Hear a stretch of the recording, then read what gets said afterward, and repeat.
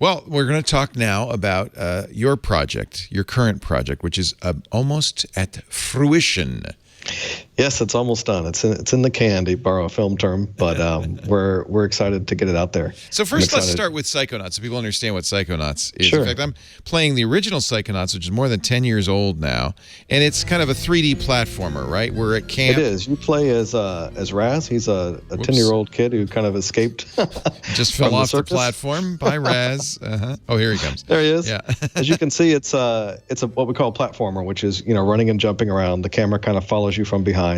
But it's an adventure too, which is nice. It is. It has a lot of dialogue. I think one of our head of our company, Tim Schafer's kind of key elements is writing funny dialogue and characters. Yep. So a lot of it's sort of told in stories, little cutscenes like this in between your platforming and jumping around. And I think that's one of the things most people remember about the game is the unique characters and the unique voices behind them. And that, I would say, if you had to characterize Double Fine, that would be it. Unique characters, unique voices, unique look, and really kind of innovative and interesting games. I mean, the whole idea is you're a warrior of the psyche of the mind, right, with psychokinetic abilities. And and as it's showing, you go into the minds of other characters and kind of see things from their perspective. Yeah. You use telekinesis and pyrokinesis and all those kind of psychic superpower abilities to solve puzzles and kind of help your friends out. It's fun. It's really fun. In fact, I'm a little late because I started playing it at home and I lost track of the time. And it's fun to get crap. into. It really is. I got to talk to Chad. How do you start from the beginning? Now, I know, Chad, you're a programmer, not a designer, right? Right. A little bit of both on this project. Okay. So I imagine designers have to think differently. Do programmers also have to think differently for VR?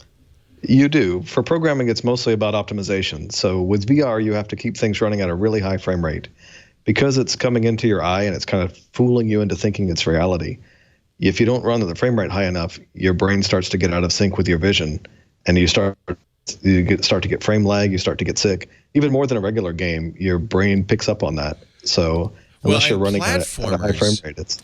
I remember the first time I strapped on the Oculus Rift, I played Lucky's Adventure, which is a similar kind of 3D world platformer. Right. And those really can disorient you because you're jumping and you're leaping and the world is moving around you. For us, we wanted to keep the graphics looking as good as we can. We took the old game that you saw from 10 years ago, but we wanted to bring the graphics up to modern day graphics. But we wanted to keep the lighting, we wanted to keep the shadows, we wanted to keep, all the facial features going on. It's a lot of graphics to try to pump out, but to keep that coming out at a high frame rate was a big challenge for our tech team. And do you use a custom engine? Do you use somebody else's engine? How do you do that? On this one, we're using the Unreal 4 engine. It's our company's first foray into that. We've built our own engines up a few times, but we thought we'd try out their engine on this one to see if we could get it out there fast. So it was really great. Because you don't have to code a whole new engine. You can design to something. You always have to adapt to a new one, but they've done a great job with lighting and the graphics on it. We were really pleased with how the visuals turned out. Now that you say Unreal 4, I'm looking at the lighting, and it definitely, I bet somebody like you can look at a game and say, you can almost tell right away what engine they're using. You can. I mean, every team has a artist and a lighting, people who handle lighting direction, but I think the lighting on Unreal 4 really stands out as looking good. Yeah, and the capability of the engine really determines what you're going to be able to do. Right. Our graphics team always adds extensions to it. We did a bunch of things to try to make the graphics look sharper and a little bit better than sort of the stock flavor Unreal, but ultimately you kind of start with that baseline and just build on top of it. I've always been a fan of the Unreal Engine since day one, and I thought the Unreal 4 engine was very good. And so does it handle the 360-degree world, or it's designed to do that? The guys at Epic, the people who make the Unreal Engine, have put in some support for VR. Obviously, there's a little bit more with every platform.